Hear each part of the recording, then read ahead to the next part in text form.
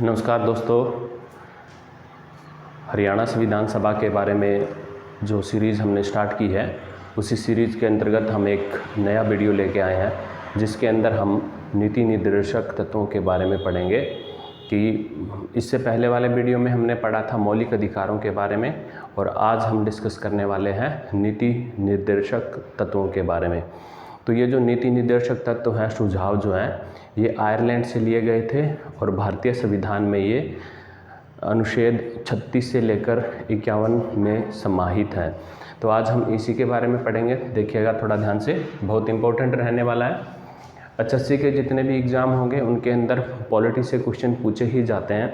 जिस तरह से कल का जो एग्ज़ाम था हरियाणा पुलिस का, उसके अंदर हमने देखा कि हिस्ट्री, पॉलिटी, ज्योग्राफी से रिलेटेड एक भी क्वेश्चन नहीं था, और सारे के सारे जो क्वेश्चन आए थे वो एक डिफरेंट सब्जेक्ट के हरियाणा पुलिस के एग्ज़ाम के अंदर डाल दिए। तो इस तरह की जो ये कार्यप्रणाली है एचएससी की, ये कहीं किसी हद तक ये कामयाब नहीं है। जो पेपर बनाने वाले लोग हैं वो पता नहीं क्या सोच के पेपर एग्ज़ाम जो है वो बनाते हैं।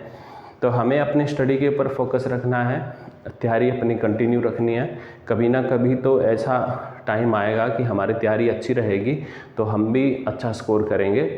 तो ये जो पेपर लीक करने का और नकल का जो रुझान अभी हरियाणा के अंदर चल रहा है, ये वो बहुत ही निहित लोग हैं, बहुत ही नीच मानसिकता वाले लोग हैं। हमारे जैसे कई स्टाफ की एचएससी का जो कल एग्ज़ाम था उसमें ड्यूटियाँ लगी हुई थी, तो कई बच्चे हमने भी उनमें देखे कि जो नकल का उन्होंने जो भी प्रावधान कर रखा था वो एक निहित मानसिकता के बारे में दर्शाता है। जो बच्चे तैयारी कर रहे हैं रात दिन, उनका स्कोर आता है 70-75, और जो लोग ऐसी नीचता करते हैं, ये सब कुछ भगवान के ऊपर छोड़ दो और आप अपनी अच्छी तैयारी करो, कभी ना कभी अपना दिन भी आएगा। तो चलिए स्टार्ट करते हैं। नीति निर्देशक तत्वों के बारे में पढ़ेंगे।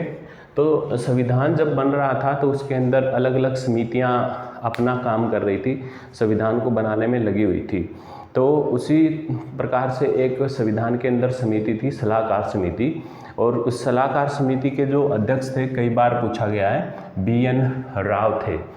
तो उन्होंने एक सुझाव दिया कि हम हरियाणा, इंडिया के ऊपर, पूरे हिंदुस्तान पे इस तरह के अधिकार लाएं, मौलिक अधिकार लाएं कि एक तो तत्काल लागू हो जाएं, और एक को आगे जैसे हमारा देश प्रगति करेगा, उन्नति करेगा, तो वो अपने अधिकारों का किस प्रकार से प्रयोग करता है उसी के ऊपर बेस कुछ अधिकार ऐसे भी लेके आए जो कुछ टाइम के बाद में लगे। तो उनकी इस मांग को मान लिया गया, और दो तरह के अधिकार जो है वो हमारे संविधान में समाहित किए गए। उनमें एक है मौलिक अधिकार और दूसरा है नीति निर्देशक तत्व। तो उनके बारे में पढ़ते हैं। चलिए, जो सलाहकारी समिति थी उसके अध्यक्ष थे BN राव। उन्होंने कहा कि भारतीय संविधान में दो प्रकार के मौलिक अधिकार रखे जाएं तो अच्छा होगा। पहले वो अधिकार जो तत्काल लागू हो जाएं, और दूसरे वो जिनको धीरे धीरे देश के अनुसार, देश की प्रगति के, उन्नति के अनुसार जो है लागू किया जाए। उनके इस विचार को संविधान सभा ने मान लिया, परंतु माना कैसे? मौलिक अधिकार व नीति निर्देशक तत्व बनाकर माना गया।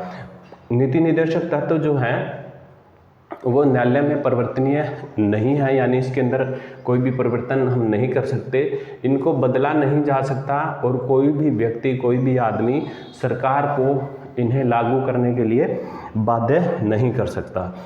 तो ये नीति निर्देशक तत्व जो थे, इनका उद्देश्य क्या था?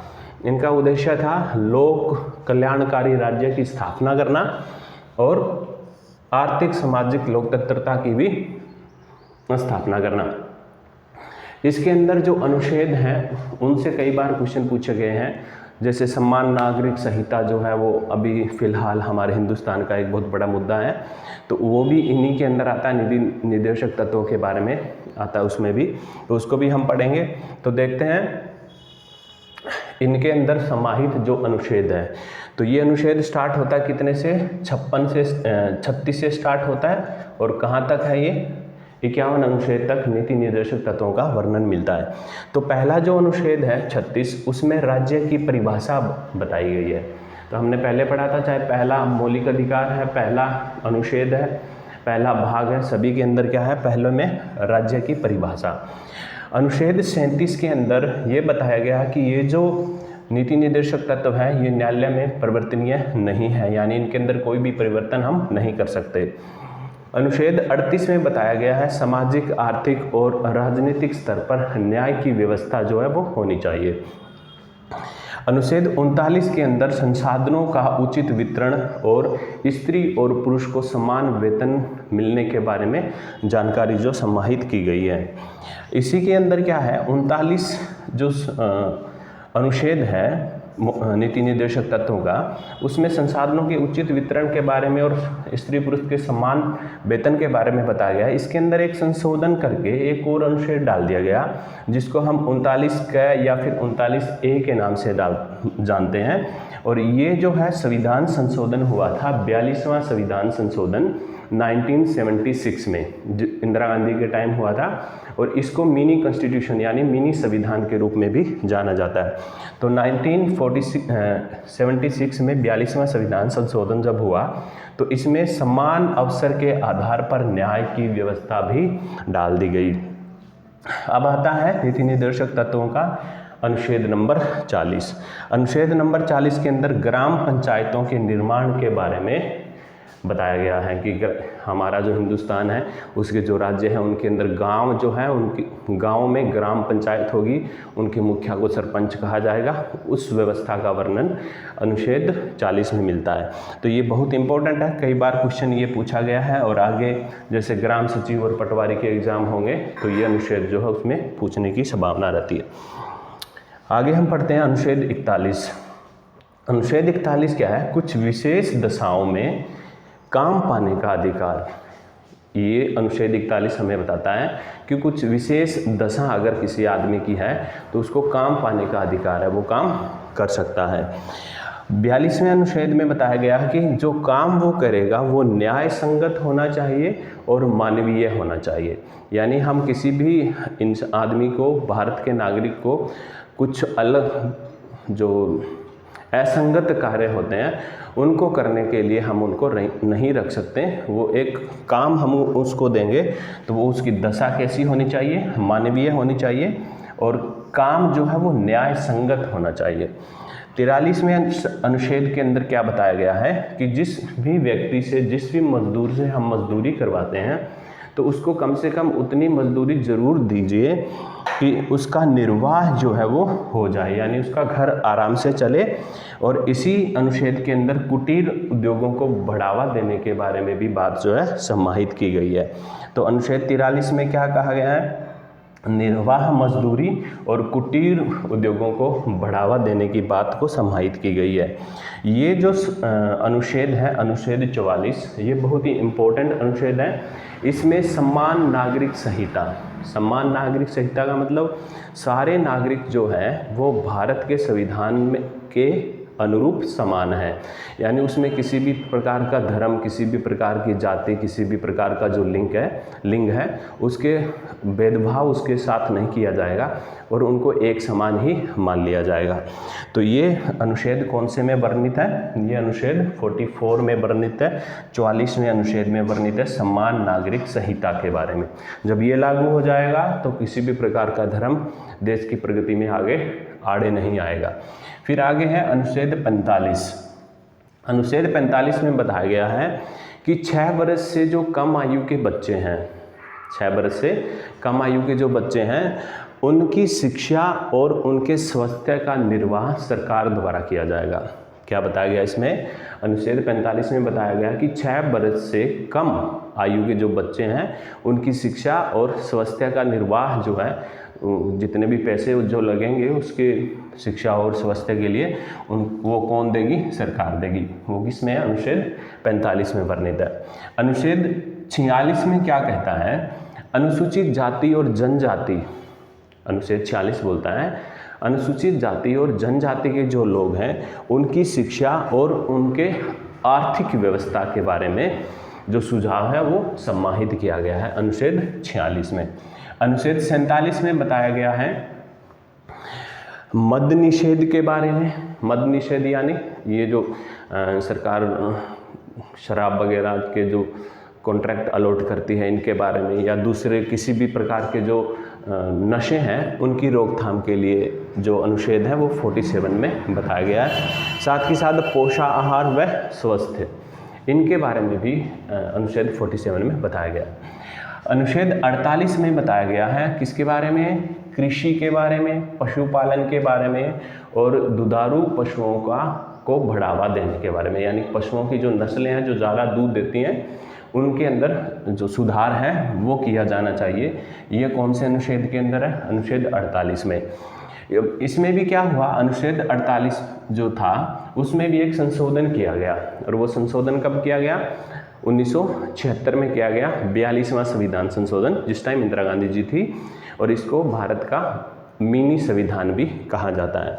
तो इसके अंदर क्या किया गया?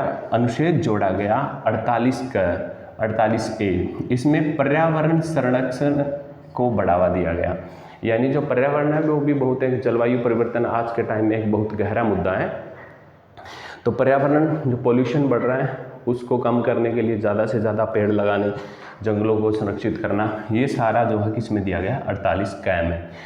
अनुच्छेद 49 में कहा गया है कि जो राष्ट्रीय धरोहर है हमारी, जो पुरातात्विक स्रोत हमें मिले हैं, जो पुराने राजा महाराजा लोग जो रहते थे हमारे हरियाणा के अंदर, हमारे पूरे देश के अंदर, उनकी जो धरोहरें हैं और राष्ट्रीय स्मारक जो हैं उनके संरक्षण के बारे में बताया गया। कौन से में? अनुच्छेद 49 में, 49 में, सॉरी, अनुच्छेद 49 में बताया गया राष्ट्रीय स्मारकों और धरोहरों का संरक्षण। अनुच्छेद 50 जो है, देखिए 50-50, इसको कैसे याद रखेंगे? अनुच्छेद 50 यानी 50-50 मतलब नगर पालिका और कार्यपालिका, सॉरी, कार्यपालिका और न्यायपालिका। कार्यपालिका और न्यायपालिका है। न्यायपालिका तो सुप्रीम कोर्ट से जो फैसले आते हैं न्याय संगत होते हैं वो सारे, और कार्यपालिका मतलब ये जो राजनीतिक पॉलिटिशियन जो होते हैं, ये संसद है या फिर प्रधानमंत्री हैं, ये जो लोग हैं इनकी जो व्यवस्था है वो अलग अलग होगी। यानी कार्यपालिका के लोग न्यायपालिका के अंदर हस्तक्षेप नहीं करेंगे और न्यायपालिका के लोग कार्यपालिका के अंदर हस्तक्षेप नहीं करेंगे। जो न्याय होगा वो पूर्णतः न्याय संगत कार्य होगा। इसी को बताया गया किसमें? 50 में, अनुच्छेद 50 में।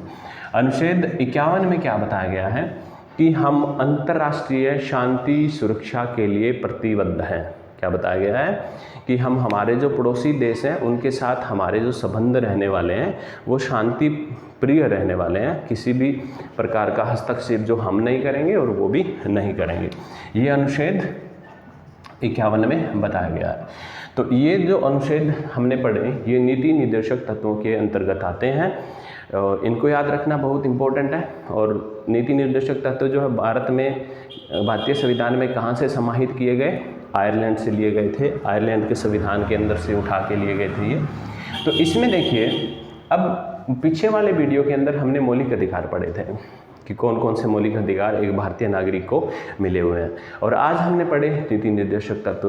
तो वो जो मौलिक अधिकार थे वो तो न्यायालय में परिवर्तनीय है, कोई दिक्कत नहीं है उनमें, लेकिन ये जो है ये न्यायालय में परिवर्तनीय नहीं है। हम सरकार को बाध्य नहीं कर सकते ये लागू करने के लिए। तो इसी कसमकस के अंदर जो कई बार केस हुए उन्हीं के बारे में पढ़ते हैं। एक पहला केस जो है वो है केशवानंद भारती वर्सेस केरल राज्यवाद। केशवानंद भारती वर्सेस केरल राज्यवाद 1973 में हुआ था ये। इस वाद में सुप्रीम कोर्ट ने कहा कि जो मौलिक अधिकार हैं वो नीति निर्देशक तत्वों से उच्च हैं, यानी सुप्रीम कोर्ट ने मौलिक अधिकारों को नीति निर्देशक तत्वों से ऊपर माना है। फिर हुआ 42वां संविधान संशोधन 42वां संविधान संशोधन 1976 के अंदर इंदिरा गांधी के टाइम हुआ था ये, और इसके अनुसार नीति निर्देशक तत्वों को ऊपर माना गया था मौलिक अधिकारों से। लेकिन फिर निर्ममा मिल्स बाद हुआ 1980 में, इसमें सुप्रीम कोर्ट ने कहा कि ना तो नीति निर्देशक तत्व ऊपर है और ना ही मौलिक अधिकार ऊपर है, दोनों एक समान हैं, दोनों एक दूसरे के पूरक हैं और दोनों को हम समान रूप से मानते हैं। तो ये हमारे कॉन्स्टिट्यूशन का एक पार्ट था, हिस्सा था, नीति निर्देशक तत्वों के रूप में जो हमने पढ़ा। कई बार इससे क्वेश्चन जो है वो पूछ लिए गए हैं। तो आशा करता हूँ कि वीडियो आपको समझ में, जो लेक्चर हमने पढ़ा है वो आपको समझ में आया होगा। आप वीडियो को शेयर कीजिए, सब्सक्राइब कीजिए चैनल को, ताकि जो बच्चे स्टडी करने वाले हैं उनको भी फ़ायदा मिले। धन्यवाद।